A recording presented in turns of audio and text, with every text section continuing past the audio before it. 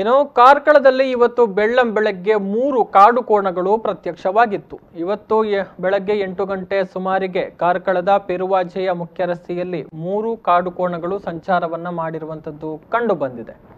ಸ್ಥಳೀಯರು ಈ ಒಂದು ಕಾಡು ಕೋಣಗಳು ಸಂಚರಿಸುವ ವೇಳೆ ದೃಶ್ಯಗಳನ್ನ ಮೊಬೈಲ್ನಲ್ಲಿ ರೆಕಾರ್ಡ್ ಮಾಡಿಕೊಂಡಿದ್ದಾರೆ.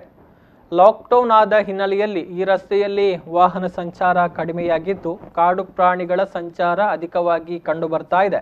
ಕಾರ್ಕಳ ಆಸುಪಾಸಿನಲ್ಲಿ ಅರಣ್ಯ ಪ್ರದೇಶಗಳಿದ್ದು ಅಲ್ಲಿಂದ ಕಾಡು ಕೋಣಗಳು ಬಂದಿರಬಹುದು ಎನ್ನುವಂತಹ ಅಭಿಪ್ರಾಯಗಳು ಈ ನಿಟ್ಟಿನಲ್ಲಿ ವ್ಯಕ್ತವಾಗ್ತಾ ಇದೆ. ನಾವು ಗಮನಿಸಬಹುದು ಮಂಗಳೂರು ನಗರದಲ್ಲೂ ಕೂಡ ಕೆಲ ವಾರಗಳ ಹಿಂದೆ ಕಾಡು ಕೋಣಗಳು ಪ್ರತ್ಯಕ್ಷ ಆಗಿದ್ವು.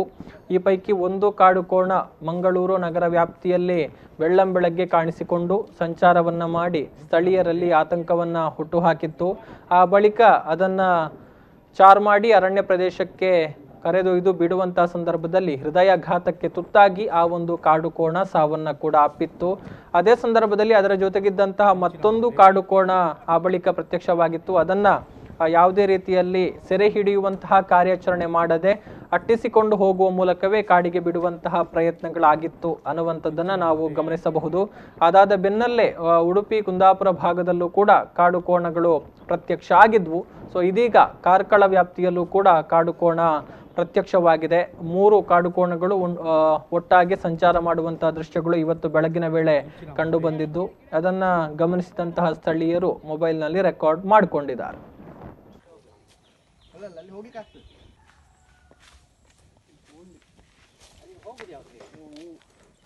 ಹೆಂಚಿನ ಮಾರೆ